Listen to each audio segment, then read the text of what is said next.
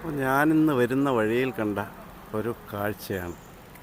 വലിയൊരു മരത്തിൻ്റെ 2-3 ചില്ലകൾ അടർന്ന് വീണ് കണ്ട ഒരു കടയുടെയും ആളപായമൊന്നുമില്ല എങ്കിൽ പോലും ഈ മരം ശരിക്കും ഇത്രയും വളർന്നു നിൽക്കുന്നതിൻ്റെ ഒരാവശ്യമുണ്ട് എന്ന് എനിക്ക് തോന്നുന്നില്ല കണ്ടിട്ട്.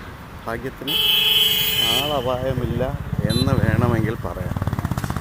എന്താ ഒരു കട പൂർണ്ണമായും അതിൻ്റെ മുകളിലൂടെ വീണു എന്ന് വേണമെങ്കിൽ പറയാം. ഇതിലെ എത്രയോ നഷ്ടമാണ് ശരിക്കും ഉണ്ടായിരിക്കുന്നതെന്ന് നമ്മൾ നോക്കുക. കണ്ടോ, ഈ കട നടത്തുന്ന ആൾക്ക് എത്രത്തോളം നഷ്ടമുണ്ടാവും. ഈ മരം ഇനിയും കണ്ടോ ഇത്രയും പൊക്കത്തിന് വളർന്നു നിൽക്കുകയാണ്. ഇതിൻ്റെ ആവശ്യമുണ്ടോ? മഴക്കാല കെടുതികളെക്കുറിച്ച്